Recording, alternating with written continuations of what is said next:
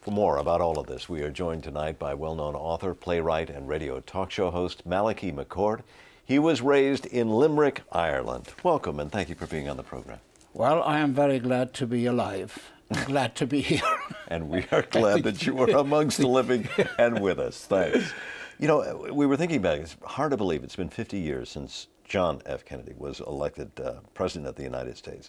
All these years later, how have the Irish regarded the Kennedys? They've always thought of them as special. In the Irish households, there were most all mantelpieces had two photographs. One was John 23 and the other was JFK. And they were the most prominent pieces of art in any Irish house. There's a terrific pride in the accomplishments of the Kennedys. They came from the poverty class, and it's interesting how they never forgot where they came from, and that's what the Irish appreciated. I was going to ask because you know it's widely known that the Kennedy family went on to great wealth.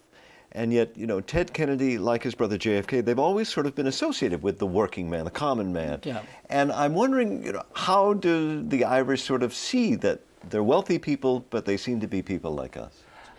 They remembered that no matter what university chair you get to, no matter what throne you were sent to, no matter what seat in government you get, you still have to sit on your own arse.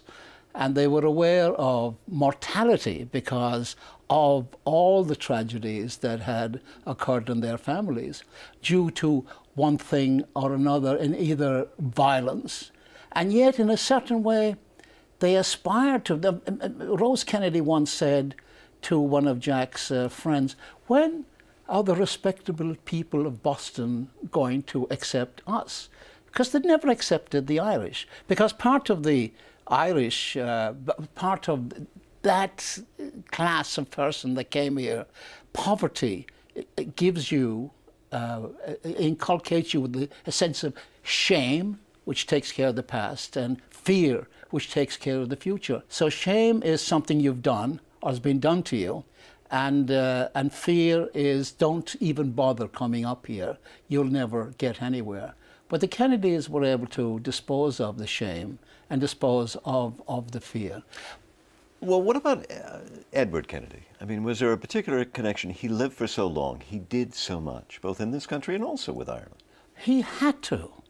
Here, he didn't have the same charisma as Joe, the brother that was killed in the First World War.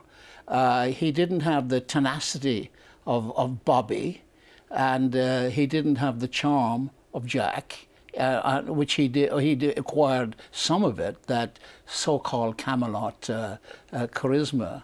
But he turned into the most sympathetic and charitable person. He was Catholic.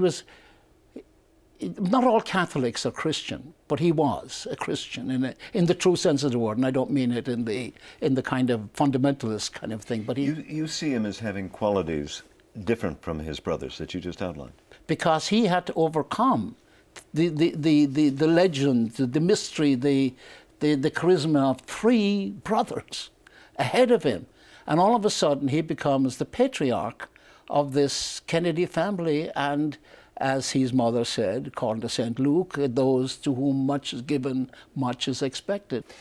Well, I want to thank you very much for joining us. It's been a pleasure. Well, thank you very much, my son. Grand to be here. Thank you. Malachy McCourt.